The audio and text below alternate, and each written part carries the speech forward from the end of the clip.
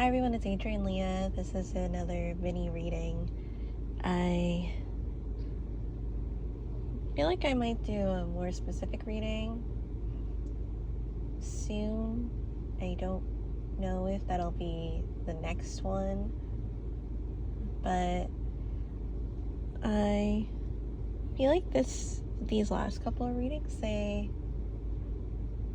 have been, I wouldn't say relaxed, but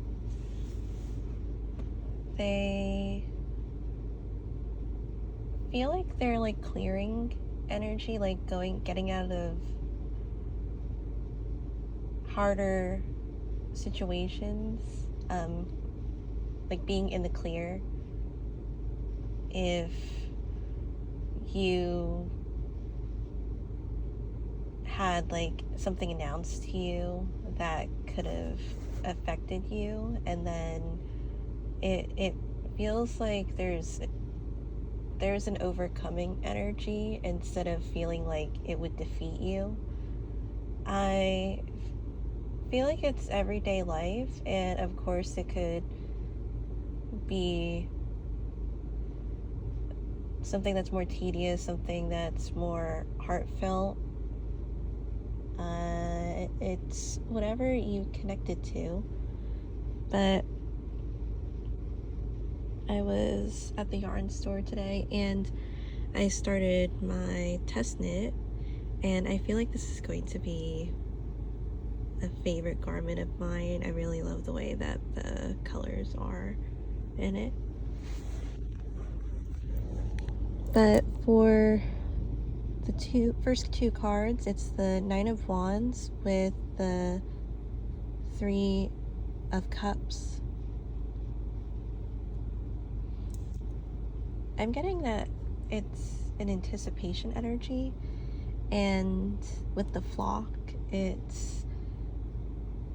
there's some energy of like, with the bird energy, it could be migration or that traveling, or coming together, the integration. There's an expectancy, and maybe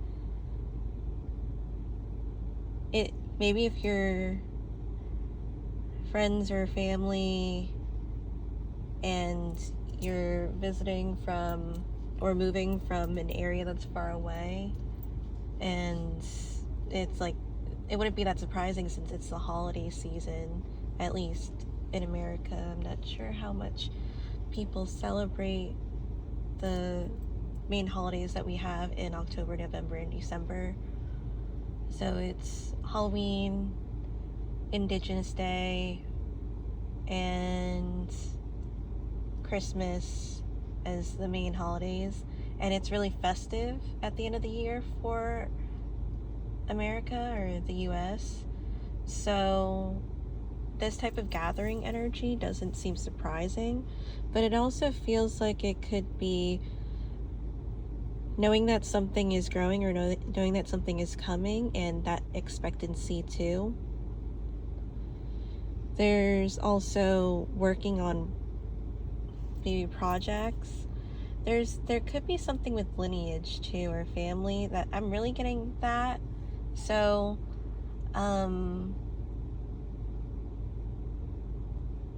there was a story about one of the Ukrainian knitwear designers.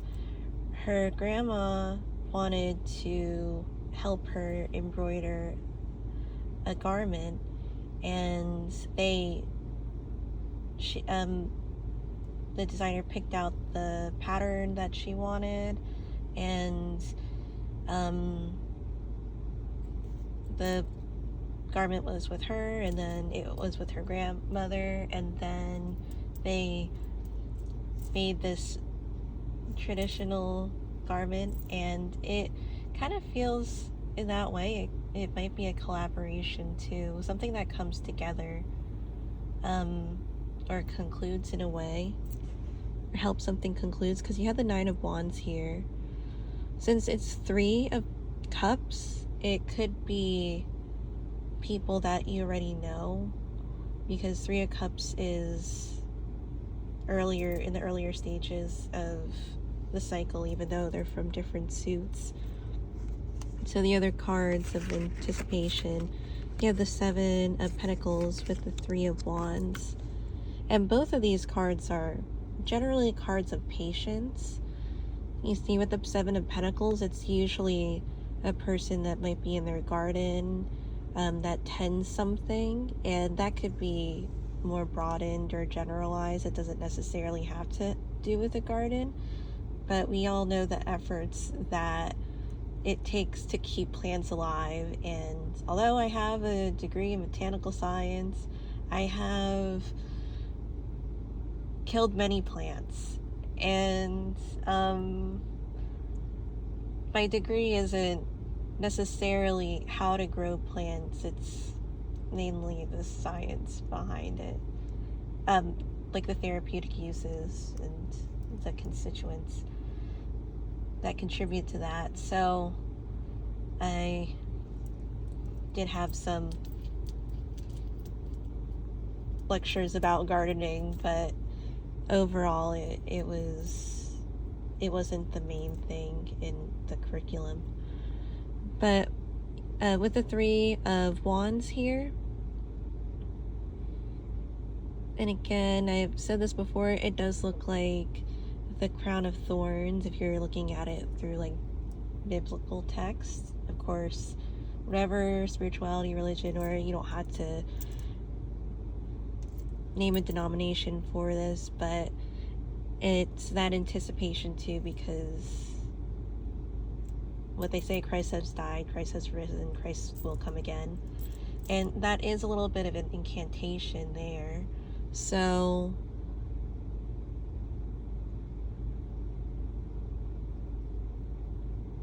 that there is some type of momentum that keeps things moving forward. And I do feel like it's the science or essence behind something. I keep getting like ingredients. I was just looking at a hair serum that was in a metaphysical shop that had a strong basis of, you know, like aromatherapy and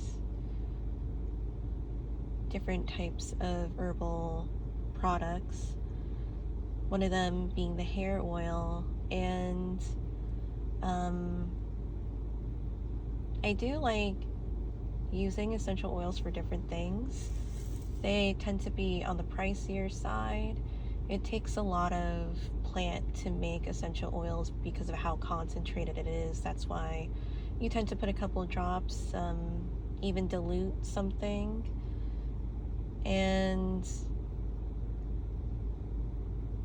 like the hair serum had different types of ingredients. I do like, hopefully I say it right, jojoba oil in there, and that's one of the main products or things that I like to have when I detangle my hair, because my hair is very it's a tedious it's tedious to like untangle my hair. And it depends on like what you're looking for with how you're going to treat your hair, what type of hair you have. If you're looking for specific properties, and so you would incorporate different products, herbs, specifically since I'm talking about that. Maybe some rosemary. Rosemary tends to be in products when you're trying to increase or stimulate like hair growth and even like baby hairs, like in the front of your, like on your forehead. The main constituent that textbooks usually talk about with rosemary is rosmarinic acid. And when you think about acid, it's usually not in the lightest context, because a lot of times acid gets kind of demonized with that thing. I mean, I'm not saying that it, like, in moderation, but with plant medicine, it tends to be on the softer side, and then modern medicine is usually significantly stronger. And the argument in question, that some of the questions that come about are around, is this even safe for your body to have? Maybe your body isn't meant to have that strong of a product, that strong of a reaction. I'm not saying that modern medicine isn't useful, but it's something to keep in mind. And sometimes, like, people do go back to, like, the ancient ways, and they're the good old ways for a reason, or when the old ways were just the ways. So we can use the things that are around us. This could be, I really feel like it can be linked to like a recipe or something that just gets put together, and it's in a timely manner. And there's that patience with that too. And even with playing the instruments there, it is a task in itself, because it's the time and effort, and sometimes even the push of enthusiasm that you have in order to go further in learning. And that wasn't like one of the discussions in the knitting store too, or the yarn store, because how you start off with any hobby or interest, and sometimes if you started off on not the right foot, it might deter you from wanting to try more. One of the things I feel like when it comes to knitting is like, find what you like to do, and that might be a good jump start. Some people say to buy something that might be like nice quality but not the most expensive in case you make mistakes. On the other hand, you could buy something that is nice and maybe on the more expensive side, and you might have that commitment of being determined to make it worth that money that you spent on that product, and worthwhile when you're using a lot of time and energy towards something, not just knitting, but things in general. You have the Death card with the Seven of Wands. This card, the Seven of Wands, like flew at me. I feel like that might be the important card in this reading, and it does come up frequently. And the word that comes up is interesting because it's like injustice, and this could be more clarification too, because it's like kind of standing up for things. That's where you're putting your energy towards. And maybe if there's something that bullies you, it doesn't necessarily have to be a person. It definitely could be, but it's being able to elevate yourself and how you're going to do it, and how you're going to put your energy towards it. And if it's going to be executed in a way that is purposeful and efficient and meaningful, and just something that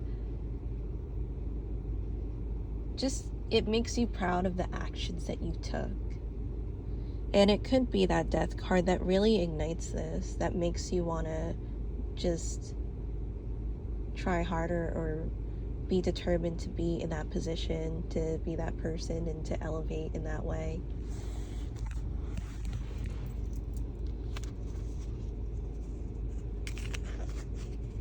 You have the Two of Cups with the Sun card.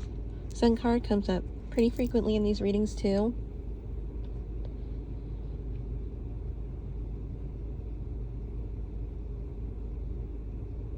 That's just really extremely happy energy that I get from these two cards. And overall with this reading, it's almost like the anticipation, but a little bit, it feels like the Fool's journey. The Fool isn't in this reading, and it's in the Major Arcana. The Sun's in the Major Arcana too.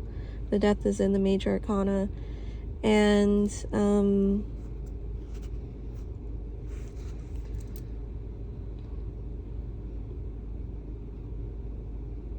it feels like that leap or the task that you're willing to take, something that maybe happens in the course of time, or events that pop up, and it really directs you to make certain decisions that maybe in the past, because this, that, and the third didn't happen, and now that this, that, and the third did happen, it makes you maybe think about things more, or maybe in a different way, or maybe even more, as we focus more with the intention and the endurance that you have with the Seven of Wands.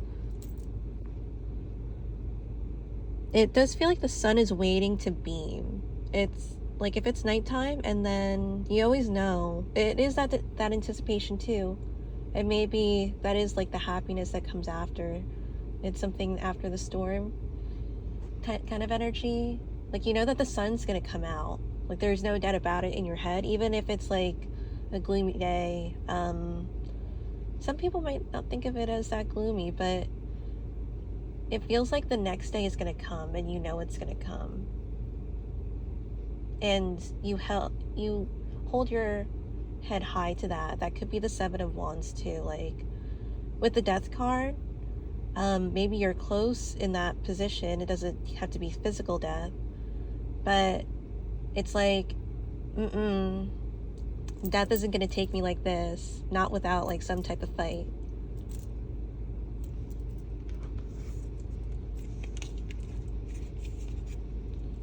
And then you have the Ten of Cups, and you have the Six of Wands. And it does feel like going out with a bang.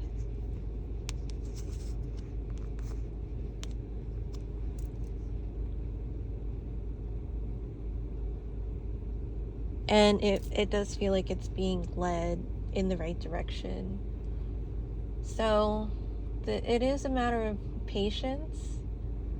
But I feel like with the Ten of Cups, the change of events really bring energies and like courses of time and the things that happen into play.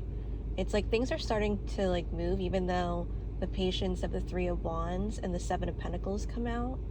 I feel like regardless if it's more time that's taken, it is going to be just much more worthwhile than anticipated. So it's good for the win, and I'll see what type of specific readings I could do. I have done others in the past, so I haven't said this in a while. Glory to the heroes, glory to Ukraine. Bye.